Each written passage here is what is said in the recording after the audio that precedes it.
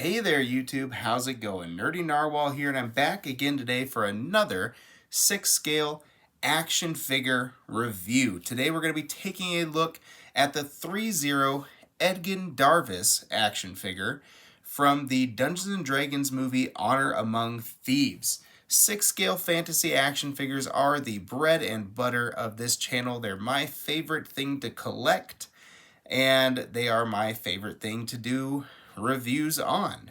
And it's cool, I think, that we're finally getting some actual licensed Dungeons and Dragons action figures in the 1/6 scale. There's so many neat characters and designs to choose from, so many things that are now so intrinsically tied to what we think of generationally as fantasy that I bet you folks would start buying if we started getting a little bit more. Fingers crossed that we someday do get a Drizzt Do'Urden. Although I'm not going to hold my breath for it. I think we really just got lucky with this one because it's from the Dungeons & Dragons movie. Either way, I was eager to pick it up and have some official D&D on my fantasy shelves. And today we're going to check it out. I'm not at all hurt that it was done by Threezero first. They've done a lot of fantasy pieces, Game of Thrones being one that originally got me in to the 6 scale fantasy, along with Asmus's Lord of the Rings and the stuff that Kumodel was doing. But Threezero's been kind of right there from the get-go. And their figures, comparatively to what a lot of the other companies are doing, are not too gosh darn expensive, which is always kind of nice. I think this guy will run you about $180, still widely available, but is he worth picking up and putting on your shelf? That's the question that we are going to dive into and try to answer today. All right, let's dive in for aesthetics and start off. First of all, let's look at that head sculpt. I'll rotate it around so that we can see it with some different shadows cast across that face. They've captured just the slightest whiff of a second chin for the character, Chris Pine, and that's really all right. I think it might have been done a little bit better had they used a one-piece head and neck joint, but they used a two-piece, so that's okay. You see the smoothness of the neck, and that kind of cuts from the head sculpt. Not too bad. The eyes are nice and glossy, and from certain angles, yes, it really does look very much like Chris Pine, and that's a win in my book. Capture the likeness pretty gosh darn well.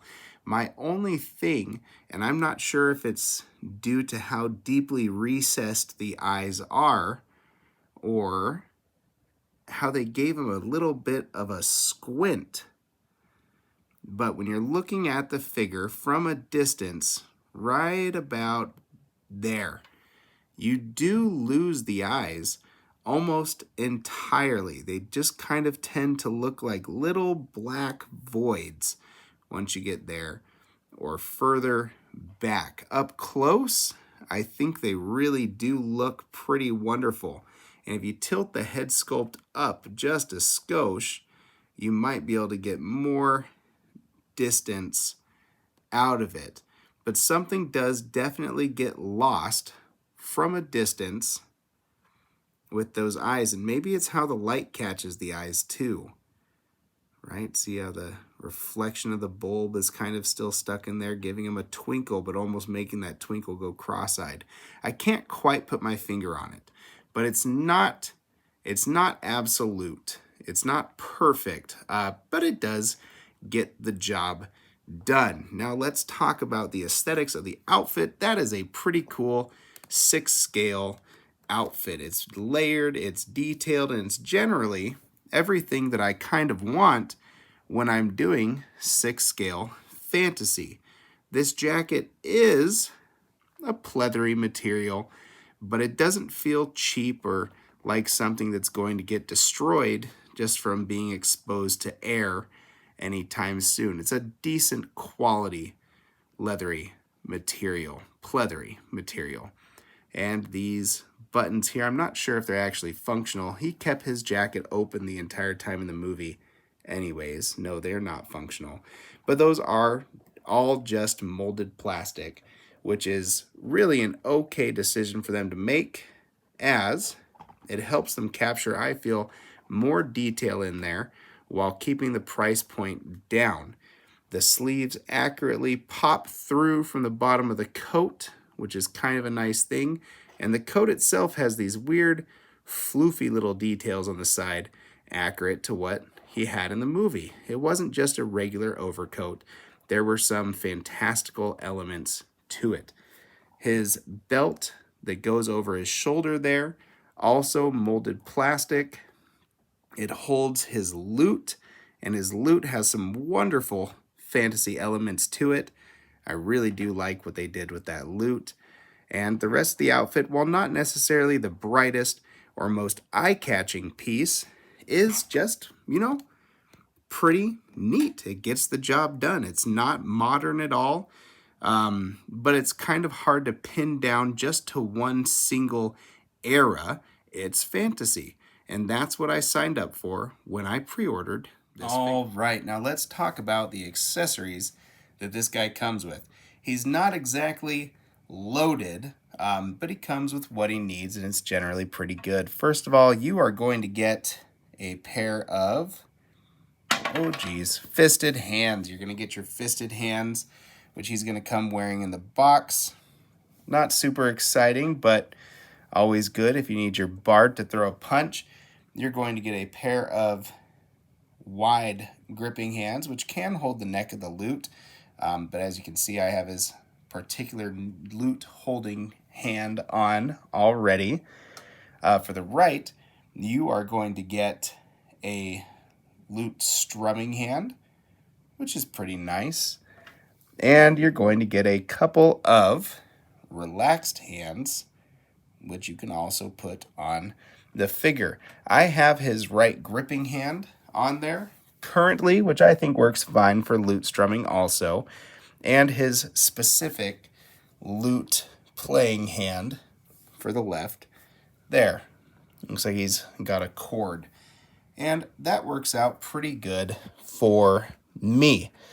Now, probably the most important accessory he's going to come with is his loot, and it looks wonderful there. There's a nice glossy finish over the wood portion of it. You can tell he takes really good care of his loot. Spin it around to the back. You have that hard metallic, I don't know, it looks like dragon skin maybe. I'm not sure if it was ever mentioned. You have some patchwork fixes there, so you could tell it's seen some damages and been adequately repaired. Going up the neck of it, there we go. All those little knobs for tuning and some actual strings for the loot. This piece looks pretty nice. Also doubles as a bludgeoning weapon for our bard, so it's pretty nice for him to come with that.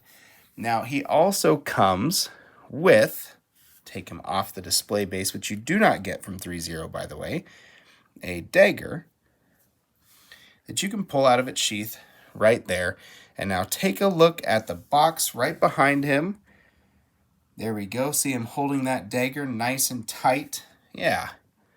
Well, you can't actually do that with the figure because they did not include a tight gripping hand, as is pictured in the promotional material. So that dagger is not going to hold on there. It's just going to kind of gently fit in the hand, and that's neither here nor there. Now, one thing that I suppose you could do is you could get a little bit of hot water, and you could almost remold that, because it is a softer plastic, to be significantly tighter. And then you could run it under cold water or give it an ice bath, and you could have that hand be a bit more tightly gripping if you did want to give him your pokey little dagger. Or you could have him switch hands either way with another figure, because it is nice, to give your display characters something stabby, something pokey. I don't know, it's not really super necessary for me. At least I'm going to have him holding his loot probably 98% of the time. on display there, right like that. It's just a bummer, though, that Threezero would even go so far as to include it right there on the box art, a hand that can hold the dagger, and not include it with the final production. That's just such a Threezero thing to do. They're hit and they're miss, and usually their products fall somewhere right in the middle, and that's kind of what we are getting. Anyways, that's gonna wrap it up for accessories. All right, let's get into articulation a little bit. As I had already mentioned, the figure is on a one piece, it's a weird rubber neck piece thing, which does have a bit of articulation deep on the inside, but mostly you're just going to be working with that top ball joint right there. So he can look down about that far, he can look up pretty gosh darn good, and he'll be able to give you a nice left and right, whatever you're really going to need. It's not perfect, but it gets the job done. He does have a rubber torso, which is going to pretty much take away any ab crunch that you would get from the figure. I am pleased, however, to be able to announce that Threezero did not give us their seamless rubber arms on the undersuit of this figure. They do have a habit of doing that if they have the bodies lying around. Maybe they're being thrifty, but they will give us the seamless arms for characters who are fully clothed. They just did that with the Witcher figure that they released, and there's no reason to have seamless arms if your figure is never going to have exposed musculature. Luckily, this guy avoids that. He actually has pretty nice little ratchet joints going everywhere, so he can get himself out into a T-pose quite like that. The arms will go up about that far before you're really roughing with the jacket that he comes with. Let's move that one down, bring it back, give him a little bit more. That's about as much as you're going to get there, which is pretty darn good. And he's got a great range of double jointed elbows. The wrists right here are going to give you the hinge and the swivel, allowing you to do anything that you would normally want or need to do with a 6 scale figure. It's especially nice for a musician because you're going to need to articulate those wrists into all sorts of tight, odd little poses sometimes. So it's good that those are really unhindered. It's nice. He'll be able to play his instrument, which is pretty much all I'm ever going to need this guy to do on the shelf. Now, picking the figure up, he can kick forward a full unhindered 90 degrees. His pants do allow him to do that. He has a great double jointed bend at the knee with a swivel right on top of the thigh there. And his ankle is going to allow you to do anything that you would need a 6 scale figure to do with their ankles. So he can get into some deep action stances, some deep poses. Let's do him up with one right now. Really rocking, really playing a chord. Even though he didn't really use any spells in the movie, it could be argued that he used bardic inspiration quite a bit. Maybe he picks that skill up later. It was a pretty grounded Dungeons and Dragons movie in terms of what our lead, Edgin Darvis, was able to do as a bard. His magics weren't super in your face. They were pretty gosh darn subtle. There we go. I feel like this is a pretty decent little 10-second pose to show you just kind of what you're able to do with the figure. Let's get a quick refocus there. Not too shabby, right? Striking a pose, utilizing that ankle articulation, the elbow articulation, the wrist articulation. He's really smacking a chord down. Summoning a mage hand, maybe. I don't know. There we go. And he looks pretty good. And that's pretty much, for me, what I expected to get out of this figure. That makes me happy. He looks awesome. holding his loot, his battle loot thing, and he's going to go on a shelf next to some other fantasy characters, next to some fantasy greats, right? That display has some Game of Thrones, some Lord of the Rings, some other historical fantasy movies on it, and he's going to be right there with him, and it's going to be something different amidst all these characters holding their great big swords, and you're going to have Edgin Darvis there from the Dungeons and Dragons universe playing his lute, and that's perfect. So it really is kind of nice from that perspective. You are getting something pretty different for your fantasy shelves. Now let's wrap things up as we finish looking at the Threezero Edgin Darvis. I'm just going to play around with it here, hit a couple more poses as we talk about what we need to talk about. What are you getting? We already talked about the price point. After shipping, this guy's generally going to cost you about $200 to get on the shelf.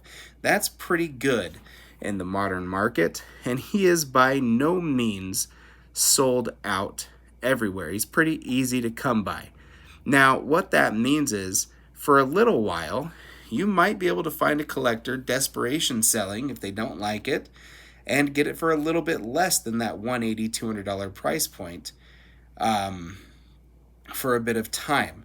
Once it does sell out, which I don't think will happen very quickly, I think we'll have a good year to two of this guy being pretty widely available in stock. But once it does sell out, Threezero figures do tend to oftentimes pick up quite a bit of value on that secondary market. So maybe he'll be tricky to come by. But I don't think that we're going to see that for a while. So if you're on the fence or you're choosing between this piece and another piece, I feel like you could probably pretty safely wait on this guy and come back for him later. But is he worth your time to have on a shelf? Well, that depends. If you're like me and you just like a broad array of things on your fantasy shelf, this guy's definitely something different. He's a bard, and that's pretty cool to have on display, I think. He's also the first thing we've gotten officially, I'm pretty sure here, in terms of a 6-scale Dungeons & Dragons posable action figure. So it's also kind of nice to have some official D&D on those shelves.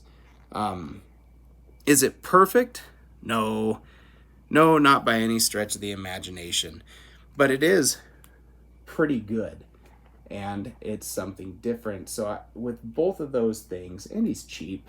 I mean, he's pretty cheap for a 6-scale figure. Both of those things, all that, wrapped up into one, I'm happy he's on my shelf. It's definitely worth it for me to have a character like this sneaking around, playing some bardic music, and livening up a display just a little bit. But your mileage will vary, especially based on how much you liked his character in the movie. I thought he did a great job. So, happy to have this character on display. And that is more or less going to wrap it up, you guys. If I missed anything in this review, or you have some burning questions that I didn't quite get to answering, go ahead and let me know. I'll answer you in the comments. If needs be, I'll make another video or a YouTube short, hopefully answering your questions. But that's why I do these. I just want to help other collectors make an educated buying decision. So if I can do that, let me know how I can do that. Otherwise, stay happy, stay healthy, stay hydrated, and keep on collecting. Nerdy Narwhal out.